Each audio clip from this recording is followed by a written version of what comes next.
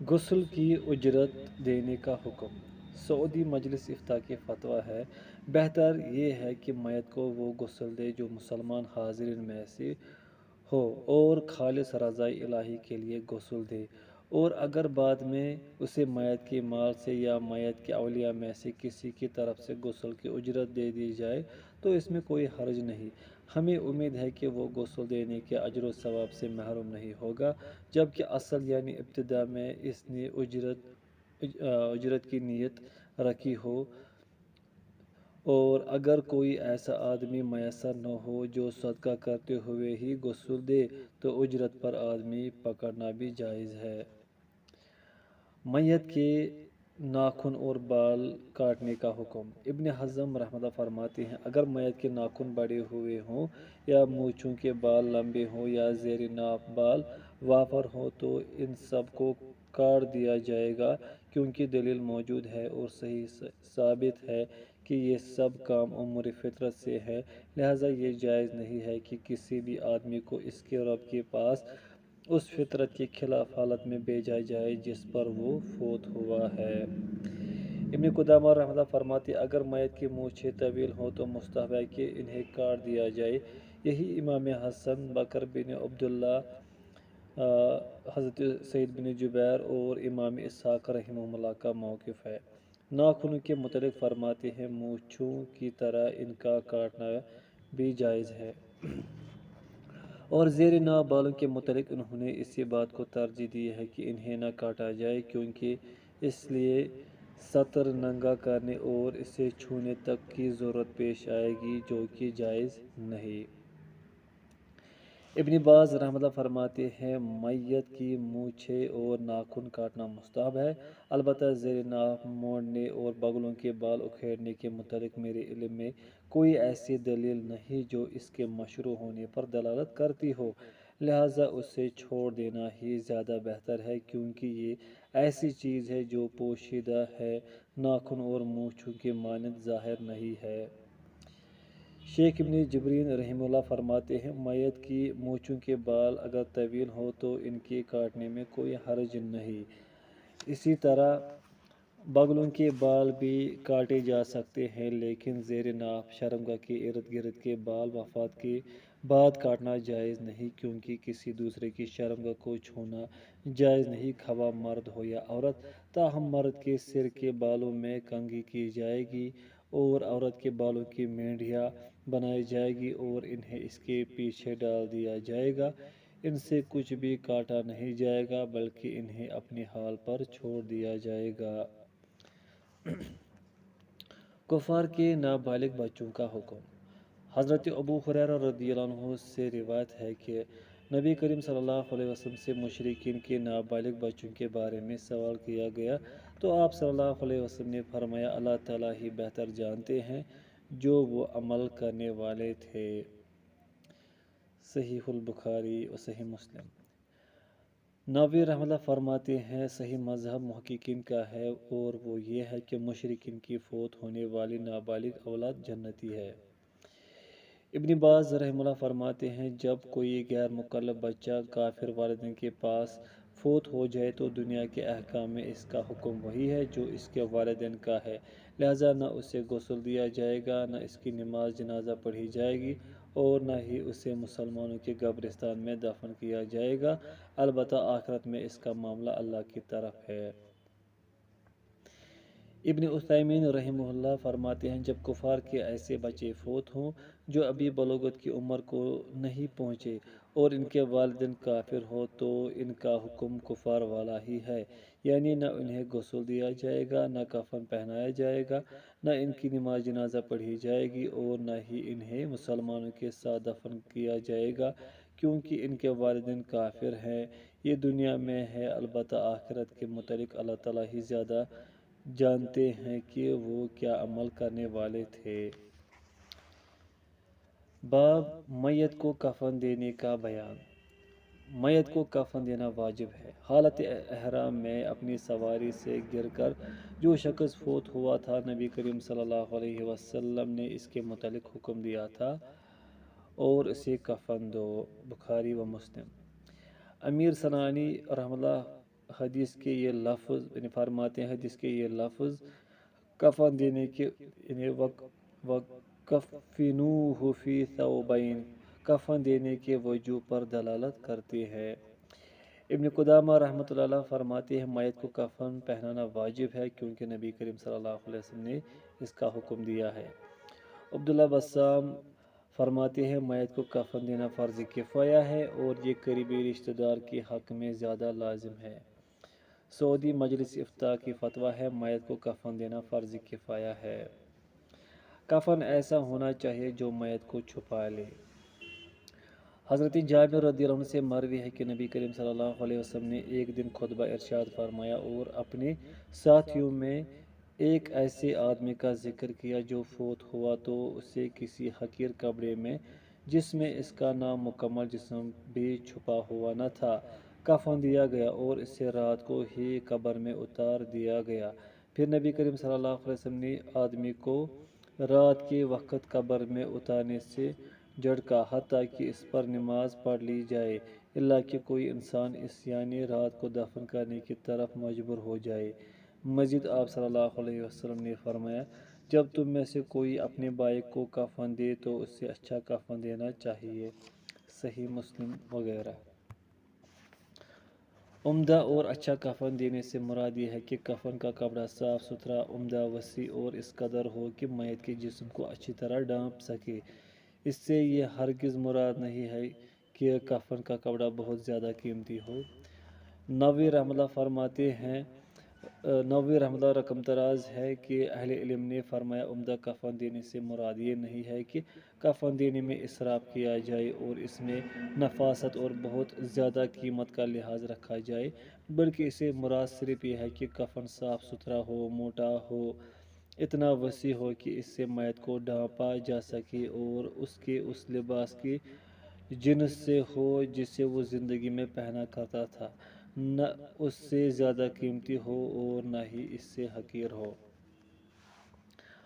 البانی رحمۃ اللہ فرماتے ہیں انہوں نے بھی عمدہ کفن کی وضاحت کے لیے وہی الفاظ نقل کیے ہیں جو امام نووی رحمہ اللہ نے نقل کیے ہیں تاہم انہوں نے امام نووی رحمہ اللہ کی اس شرط سے اتفاق نہیں کیا کہ کفن میت کو اس لباس کی جنس سے ہو جس سے وہ اپنی زندگی میں پہنا کرتا تھا کیونکہ اس کی کوئی دلیل موجود نہیں۔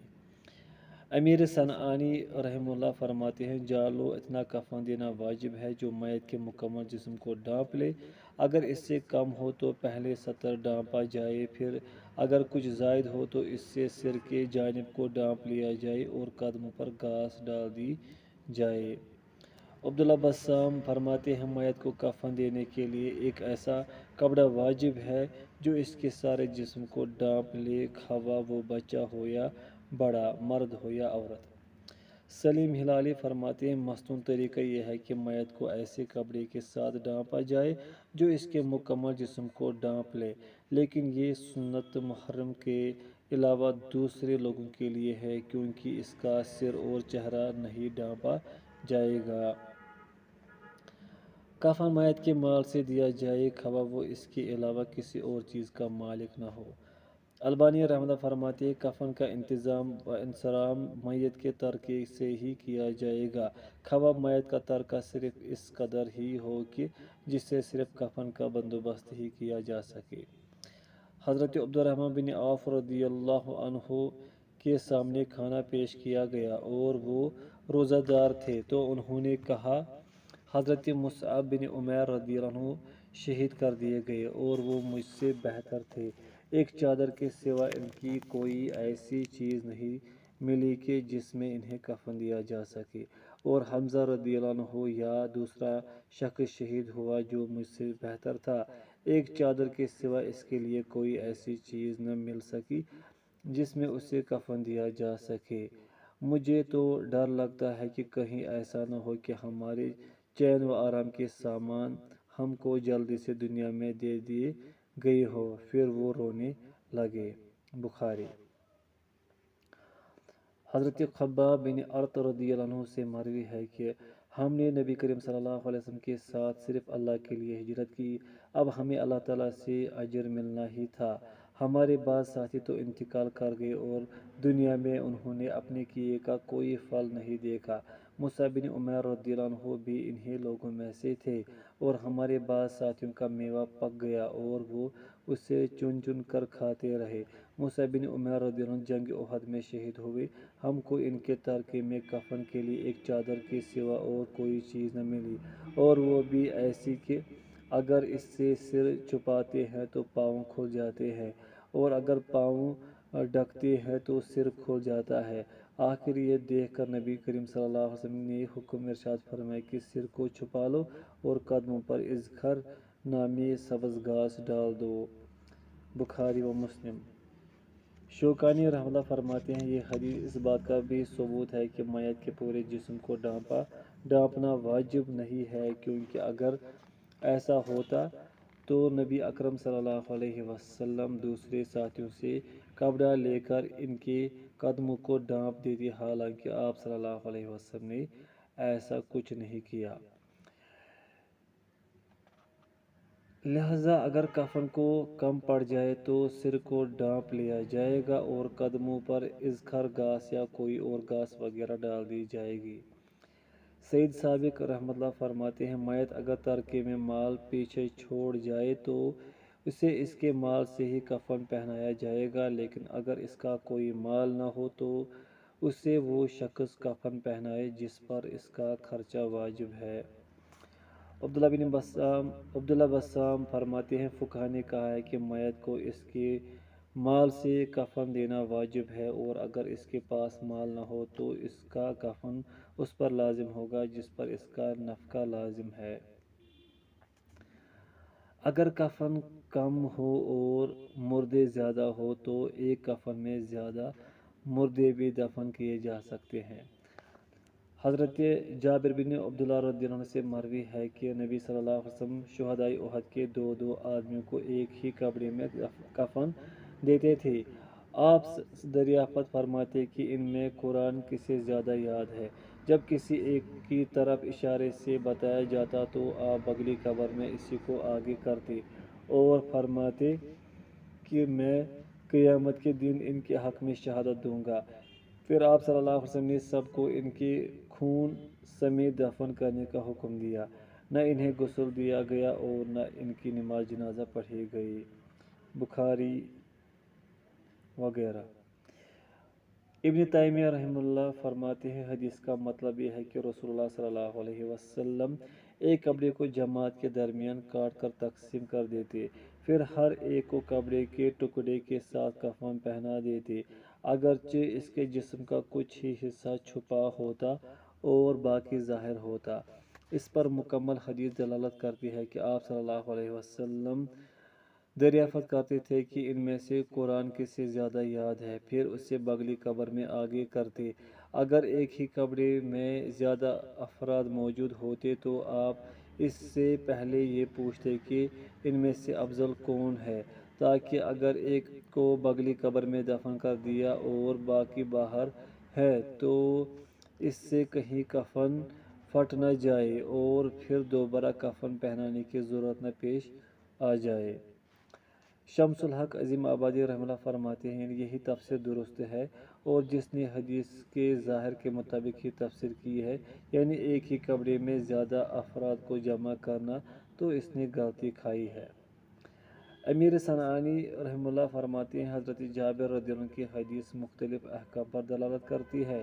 پوائنٹ فرسٹ، بوقت ضرورت دو مردوں کو ایک ہی کپڑے میں کفن دینا جائز ہے، یہ دو احتمالوں میں سے ایک ہے۔ پوائنٹ سیکنڈ، دوسرا احتمال یہ ہے کہ حدیث سے مراد یہ ہے کہ آپ صلی اللہ علیہ وسلم کفن کے ایک کپڑے کو دو مردوں کے درمیان کاٹ کر تقسیم کر دیتے، پھر ہر ایک کو اس کا کفن پہنا دیا جاتا۔ میں کہتا ہوں کہ جابر رضی اللہ عنہ کی حدیث سے پتہ چلتا ہے کہ کپڑے کو کاٹ کر دو مردوں کے درمیان تقسیم نہ کرنا اور ایک ہی کپڑے میں دو مردوں کو کفن دے دینا بھی جائز ہے، اور کاٹ کر تقسیم کرنا تو اصل میں جائز ہے ہی۔ حسب توفیق عمدہ کفن پہنانے میں کوئی حرج نہیں، لیکن بہت زیادہ قیمتی نہ ہو۔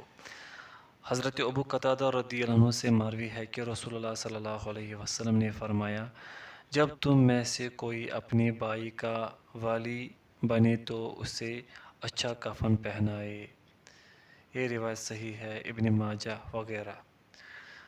حضرت علی رضی اللہ عنہ سے مروی ہے کہ نبی صلی اللہ علیہ وسلم نے فرمایا، بہت قیمتی کفن نہ دیا کرو کیونکہ یہ تو بہت جلد بوسیدہ ہو جاتا ہے۔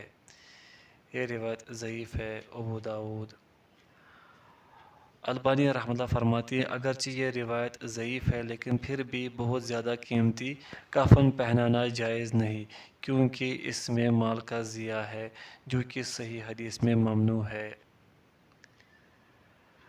جیسے کہ حضرت مغیرہ بن شعبہ رضی اللہ عنہ سے مروی ہے کہ رسول اللہ صلی اللہ علیہ وسلم نے فرمایا، بلا شبہ اللہ تعالیٰ نے تمہارے لیے 3 چیزوں کو ناپسند کیا ہے: بہت زیادہ باتیں کرنا، مال کو ضائع کرنا اور کثرت سے سوال کرنا۔ بخاری و مسلم۔ حضرت ابوبکر رضی اللہ عنہ نے فرمایا کہ میرے اس کپڑے کو جس پر زعفران کا دھبا تھا دھو لینا اور اس کے ساتھ 2 اور کپڑے ملا کر مجھے کفن دینا۔ حضرت عائشہ رضی اللہ عنہ فرماتی ہیں کہ میں نے کہا یہ تو پرانا ہے، تو انہوں نے جواب دیا کہ زندہ آدمی مردہ سے نئے کپڑے کا زیادہ حقدار ہے۔ بخاری۔ نواب صدیق حسن خان رحمہ اللہ فرماتے ہیں، کفن کے کپڑوں کا زیادہ ہونا اور اس کی قیمت بہت زیادہ ہونا کوئی قابل ستائش امر نہیں ہے، کیونکہ اگر اس کی ممانعت میں شرع کا حکم نہ بھی موجود ہو تو یہ مال کا ضیاع ضرور ہے، جو کہ ممنوع ہے، کیونکہ میت کو اس سے کوئی فائدہ نہیں پہنچتا اور نہ ہی اس سے کسی زندہ کو فائدہ ہوتا ہے۔ اور اللہ تعالیٰ ابوبکر صدیق رضی اللہ عنہ پر رحم کرے، جنہوں نے فرمایا، زندہ انسان نئے کپڑے کا زیادہ حق رکھتا ہے۔ جب ان سے کہا گیا تھا کہ آپ نے کفن کے لیے جو کپڑا منتخب کیا ہے یہ تو پرانا ہے۔ سید سابق رحمہ اللہ فرماتے ہیں، عمدہ کفن پہنانا بہتر ہے لیکن بہت زیادہ قیمتی نہیں ہونا چاہیے۔ دکتور عائض القرنی فرماتے ہیں، بہت زیادہ مہنگا کفن پہنانا مکروہ ہے۔ شہید کو انہی کپڑوں میں کفن دیا جائے جن میں وہ شہید ہوا۔ حضرت عبداللہ بن ثعلبہ رضی اللہ عنہ سے مروی ہے کہ رسول اللہ صلی اللہ علیہ وسلم نے شہدائے احد کے متعلق فرمایا، انہیں ان کے کپڑوں میں ہی لپیٹ دو۔ مسند احمد کی ایک روایت میں یہ لفظ ہے، انہیں ان کے خونوں میں ہی چھپا دو۔ حضرت انس بن مالک رضی اللہ عنہ سے روایت ہے کہ بلا شبہ شہدائے احد کو غسل نہیں دیا گیا، انہیں ان کے خونوں سمیت دفن کر دیا گیا اور ان کی نماز جنازہ بھی نہیں پڑھی گئی۔ یہ روایت حسن ہے، ابو داود۔ شوکانی رحمۃ اللہ فرماتے ہیں، ظاہر بات یہ ہے کہ شہید کو انہی قبروں میں دفن کرنے کا حکم کہ جن میں وہ قتل کیا گیا ہے وجوب کے لیے ہے۔ البانی رحمۃ اللہ فرماتے ہیں، شہید کے ان قبروں کو اتارنا جائز نہیں کہ جن میں وہ قتل کیا گیا ہے، بلکہ اسے انہی قبروں میں دفن کیا جائے گا۔ محرم اور احرام کے 2 چادروں میں ہی کفن دیا جائے گا۔ حضرت ابن عباس رضی اللہ عنہما سے روایت ہے کہ رسول اللہ صلی اللہ علیہ وسلم نے فرمایا، محرم کو اس کے ان 2 کپڑوں میں پانی اور بیری کے پتوں کے ساتھ غسل دو جن میں اس نے احرام باندھا ہوا تھا، اور اسے اس کے احرام کے 2 کپڑوں میں ہی کفن دو۔ اسے خوشبو مت لگاؤ اور اس کا سر بھی نہ ڈھانپو، کیونکہ اسے روز قیامت احرام کی حالت میں ہی اٹھایا جائے گا۔ یہ روایت صحیح ہے، صحیح نسائی۔ شوکانی رحمۃ اللہ فرماتے ہیں، اس حدیث سے معلوم ہوا کہ محرم کو اس کے ان کپڑوں میں ہی کفن دیا جائے گا جن میں وہ فوت ہوا۔ میت کے جسم اور کفن کو خوشبو لگانا مستحب ہے۔ حضرت جابر رضی اللہ عنہ سے مروی ہے کہ رسول اللہ صلی اللہ علیہ وسلم نے فرمایا جب تم میت کو دو یعنی خوشبو لگاؤ تو 3 مرتبہ دو۔ یہ روایت صحیح ہے، مسند احمد وغیرہ۔ شوکانی رحمۃ اللہ فرماتے ہیں اس حدیث میں یہ ثبوت موجود ہے کہ میت کو 3 مرتبہ خوشبو لگانا مستحب ہے۔ یہ حکم محرم شخص کے لیے نہیں ہے، کیونکہ وہ محرم جو اپنی سواری سے گر کر موت سے دوچار ہوا تھا، اس کے متعلق رسول اللہ صلی اللہ علیہ وسلم نے فرمایا تھا اسے خوشبو مت لگاؤ۔ ایک روایت میں یہ لفظ ہے اسے حنوط مردوں کی خوشبو نہ لگاؤ۔ ایک اور روایت میں ہے ایک اور روایت میں یہ ہے اور اسے خوشبو نہ لگاؤ، بخاری و مسلم۔ اس روایت میں خوشبو سے ممانعت کا سبب یہ بتلایا گیا ہے کہ بے شک اللہ تعالیٰ اسے تلبیہ کہتے ہوئے ہی روز قیامت اٹھائیں گے، کیونکہ وہ شخص حالت احرام میں اٹھایا جائے گا اور حالت احرام میں خوشبو لگانا منع ہے، اس لیے اس کی میت کو بھی خوشبو لگانے سے روکا گیا ہے۔ سفید رنگ کے کپڑے میں کفن دینا مستحب ہے۔ حضرت ابن عباس رضی اللہ عنہما سے مروی ہے کہ نبی کریم صلی اللہ علیہ وسلم نے فرمایا سفید لباس زیب تن کیا کرو، یہ تمہاری ملبوسات میں بہترین اور عمدہ لباس ہے، اور اپنے مرنے والوں کو بھی اس میں کفن دیا کرو۔ یہ روایت صحیح ہے، ابو داؤد وغیرہ۔ نووی رحمۃ اللہ فرماتے اس کے استحباب پر اجماع ہے۔ ملا علی قاری فرماتے ہیں رحمہ اللہ فرماتے ہیں استحباب کے ہی قائل ہے۔ ملا علی قاری استحباب کے ہی قائل ہے۔ عبداللہ بسام فرماتے ہیں اس حدیث سے یہ ثبوت موجود ہے کہ میت کو سفید رنگ کے کپڑے میں کفن دینا مستحب ہے اور اس پر اجماع ہو چکا ہے، اور یہی صحابہ اور ان کے بعد والوں کا عمل ہے، اور اللہ تعالیٰ کسی ایسے کام کو مستحب قرار نہیں دیتے کہ جس میں کوئی مصلحت نہ ہو۔ 3 کپڑوں میں کفن دینا مستحب ہے۔ حضرت عائشہ رضی اللہ عنہا سے مروی ہے کہ رسول اللہ صلی اللہ علیہ وسلم کو سہولیہ کی ساختہ صوتی سفید رنگ کے 3 کپڑوں میں کفن دیا گیا جن میں قمیض اور پگڑی نہیں تھی، بخاری و مسلم۔ حضرت عائشہ رضی اللہ عنہا سے مروی روایت میں ہے کہ میں اپنے والد محترم ابو بکر صدیق رضی اللہ عنہ کی خدمت میں ان کے مرض الموت میں حاضر ہوئی تو انہوں نے پوچھا کہ نبی کریم صلی اللہ علیہ وسلم کو تم لوگوں نے کتنے کپڑوں کا کفن دیا تھا؟ حضرت عائشہ رضی اللہ عنہ نے جواب دیا کہ 3 سفید دھلے ہوئے کپڑوں کا۔ آپ صلی اللہ علیہ وسلم کو کفن میں قمیض اور عمامہ نہیں دیا گیا تھا۔ ابو بکر رضی اللہ عنہ نے ان سے یہ بھی پوچھا کہ آپ صلی اللہ علیہ وسلم کی وفات کس دن ہوئی تھی؟ انہوں نے جواب میں کہا کہ پیر کے دن۔ پھر انہوں نے پوچھا کہ آج کون سا دن ہے؟ عائشہ رضی اللہ عنہ نے کہا کہ پیر کا دن ہے۔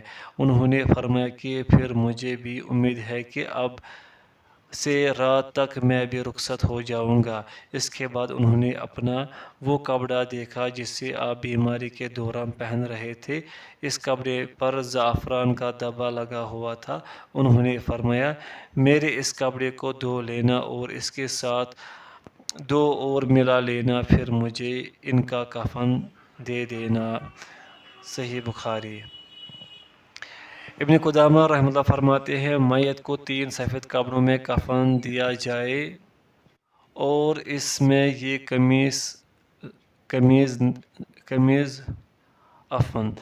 ابن قدامہ رحمۃ اللہ فرماتے ہیں میت کو 3 سفید کپڑوں میں کفن دیا جائے اور اس میں نہ قمیص ہو اور نہ عمامہ۔ ابن باز رحمۃ اللہ فرماتے ہیں مرد کو 3 سفید کپڑوں میں کفن دینا افضل ہے جن میں نہ قمیض ہو اور نہ ہی عمامہ۔ سعودی مجلس افتاء کی فتویٰ ہے مرد کو 3 کپڑوں میں کفن دیا جائے گا۔ جس روایت میں یہ الفاظ ہے نبی کریم صلی اللہ علیہ وسلم کو 7 کپڑوں میں کفن دیا گیا، وہ منکر اور ناقابل حجت ہے، یعنی ضعیف، انتہائی ضعیف ہے۔ احناف، مالک، اور رحمۃ اللہ فرماتے ہیں یہ مستحب ہے کہ کفن میں قمیض بھی ہو۔ جمہور کہتے ہیں یہ مستحب نہیں ہے کیونکہ رسول اللہ صلی اللہ علیہ وسلم کے کفن میں یہ موجود نہیں تھی۔ راجہ جمہور کا موقف راجہ ہے کیونکہ احناف کی دلیل ضعیف روایت ہے۔